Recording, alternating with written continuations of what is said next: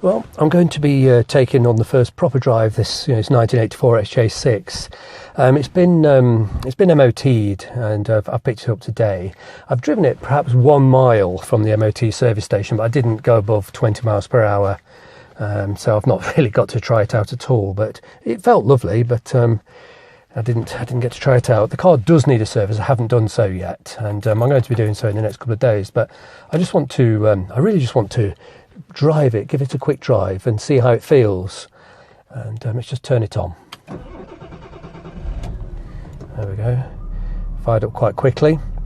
And one of the things I was particularly impressed, I saw it on a video before I purchased the car.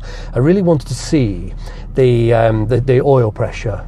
It's probably from the distance of the camera you won't be able to read it, but it's just on tick over. It's cold. It's registering £60 a square inch, which is extremely good on an old Jaguar. You often struggle to get them above 40. I've had dozens of these old things, and I've never had anything with oil pressure like this. So I really wanted to see the oil pressure from cold, and then I wanted to see the engine when it had been run for 5 minutes up to a reasonable temperature, and then see the oil pressure again at different revs.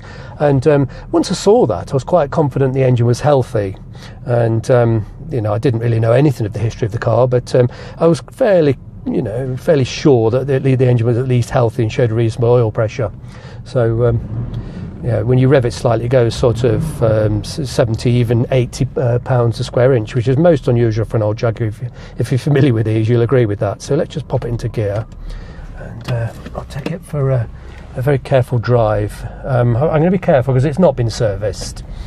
The car has been it's been regularly MOT'd every year, but the gentleman I bought it from for about 5 years, he didn't really use it. He loved the car, but I think he just didn't get the time to use it, and particularly wanted to use it only in when the sun was shining. I don't think he's ever got it wet, or it doesn't look like it's ever been clean for an awful long time. And I think it never got wet, so I suppose he just didn't think, well, let's not clean it. But it really does. It's a beautiful place to be, just sitting here. I've had these things for years, and 32 years. I think I had my first one when I was 19. I'm 51 now. And I've always just adored this particular car. I've never tired of it. And it drives in the most unusual way. They're just so unique. It's just such a lovely, lovely place to be. And speedo's not working. I'm sure that's nothing serious. But it feels extremely nice. Sounds nice. There's a very slight rattling coming from, which I can't work out where it's coming from. Certainly can't feel it, and it's not pulling left or right. It's difficult to be sure. I haven't serviced it. I haven't changed any fluids. I haven't managed to get any. Haven't put any grease on anything.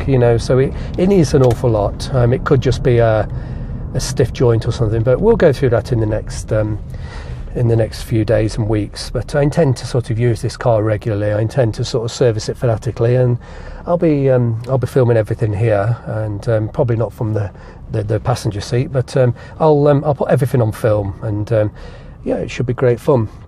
It really is a lovely car, but I've still not got it above 20 miles per hour. The temperature's rising well. It's about 70 degrees, but I suppose the thermostat's still closed, so that will rise quickly. There's a very, very slight lumpiness from the engine. It's not misfiring, but it's not as smooth as it should be. I suspect the spark plugs in there are completely fouled up and black.